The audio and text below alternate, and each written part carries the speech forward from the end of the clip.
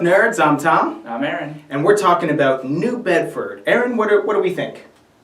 We think whales. We think whales is what Aaron says to that. I really like the whaling aspect. Okay. You're preparing your ships and launching them out to sea and giving enough food to send them out further and further. For the crew and stuff. Yeah, so then they, as they come back, you're constantly, pulling out tokens, whale tokens equal to the number of ships out at sea, +1, and then you're whaling, and as time goes on, you start to get more and more of these blank sea tokens. Less of these. Yeah, because there's less whales in the bag. Not a lot of these.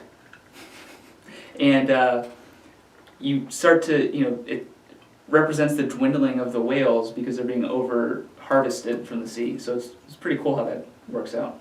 Well, it's funny you should say that, Aaron, because I actually like the building aspect of the game. Yeah. There's really are two paths to victory. It's preparing your ship and launching out so you can whale a whole bunch, or you can build a bunch of buildings. That's what I usually do. I mean, I always whale a little bit because I kind of feel like in this game you ought to, but it's never my main strategy. I'm always about going for like the mansion. Yeah, the ones that just give you straight up victory points. Or the very first thing I've done every time I've played so far, well, except for the very first time because I didn't know it was a thing, is the bank. I buy the bank first round that I can every single game. I think when I pick my starting materials, I just grab bricks so I can buy this first. Because money is such an odd resource in this game. It's really hard to obtain. Outside of things like that. Yeah, and right? you need it to pay for your whales, to pay your crew for whaling for you. So it's called the lay, and yeah, it's really hard to collect money. That bank is super powerful. If you have that and people are having to pay you a coin to get more coins, they're gonna do it every turn. Yeah, and that's the other thing is, okay, there are these buildings that can gain you money, but if you don't have those buildings and other people do, you need to have money to go use them. So you gotta have money to make money. The components in this game are so great though. All the wooden tokens, well, they're not even tokens. They're wooden, meeples. This little brick that has holes drilled in it, and this looks like a stack of lumber. Yeah, what is this? It's just a circle disc with dots on it. Is that a cracker, or is that a wheel of cheese, or is that a pie with steam holes on it, or flies on it? With flies on the pie? And what's this? Oh, that's food. That's food. I knock it down. I think the components are good. I don't like the colors, the color choices, the blue and the green, especially since it's just on these ships here. It's just a little strip on the bottom. That's the only way you identify them. And they look so similar. It's really hard to tell. We always have to get down and go, wait, which one is which? Mine? And then in the expansion, they came out, which we actually haven't played the expansion yet. We haven't. We just opened it up. Here it's Rising Tide. This adds a 5th player and a couple variants and more buildings and stuff. We're going to play this, and there'll be a video on it shortly. But the components in there for a 5th player, it's black, which is...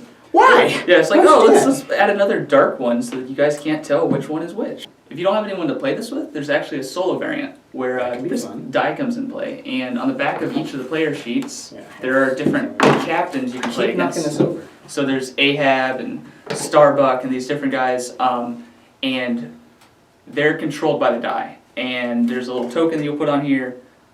They always go first, and then you just roll, it moves along, and it kind of tells you, breaks down what they're going to do. And it has an order of operations called the captain's orders, and if they're buying a building, they're going to buy this certain building first, or they'll try and, if they're going to take an action, they're going to go here and do this. So it's really cool because you can kind of figure out what they're going to do. You're like, oh, what if you're playing against a real opponent, you can be like, oh, this is what he wants to do. This, you can be like, okay, the next 3 actions he's going to take are one of these 3. You don't really know which one he's going to take, so you can't block him completely. And you can play against more than one of them. If you wanted to play against 3 captains, if you wanted to play a 4-player game but all by yourself, you could play against 3 captains, and it'd be insane. They'd just be destroying you, I guess. So that's cool. So even while you go to play a solo game, there's different choices you have. There's different variants of that game because it's me versus 1 NPC, me versus 2 NPCs, and so on. I did forget to talk about this when we were talking about the components quality, is that they give you this bag, which is actually a really, really good bag, and it kind of, again, fits in with the theme, the way that it looks. It's kind of that burlap sack, the potato sack material. It has a whale printed on it. That's where you go whaling in. But, we've said a lot of positives about... Oh, There's a candy corn. We said a lot of positives. I do want to get onto one negative. And for me, that negative is the theme. The theme to me is kind of blah. And while it works with the mechanics of the game, that blahness can a little bit bleed into the gameplay.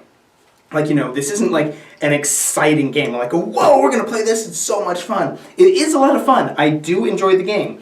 But every once in a while, it does kind of feel like a little bit of, okay, I'm going to do this, and I'm going to get my money, and I'm going to get my buildings. And this is definitely a game for, I don't know, older people who just want to chill back and drink some tea and play a nice, have a calm evening and play a nice game. So the real question is, does this game have a place on your shelf? Yes. Yes? Yes, I would definitely have this game on my shelf. It's quick, it's fun, the theme is unique, so it won't, when it's sitting up there and people are like, oh, what is that? Oh, let's play this game. It's something that's going to be a little different, and it's a really tight game that's really close all the time. It comes down to tiebreakers a lot, and there's multiple ways of victory, so I like it. I agree with you, Aaron. It definitely has a place on my shelf. There may be some people who maybe one wouldn't really care much for the theme. Like I do think that the fact that you said like it's unique, that's good. It's not just another Cthulhu and dungeon crawler or sci-fi game, which is cool. But just because it's unique doesn't necessarily mean everybody's going to love it. And it is a little bit dry, slightly in the gameplay and the theme, and just it's going to be you're just chilling. It's snowing outside. You're drinking some hot chocolate, and you're whaling. It's that kind of game, just chilling out. Maybe for older people, probably. If you're 90, it's a great game for 90-year-olds. So this game is definitely a boredom killer. If any of this looks interesting to you at all, go ahead and click the buy link down below and get yourself a copy. And while you're there, don't forget to subscribe. That way you'll never be bored. So this game is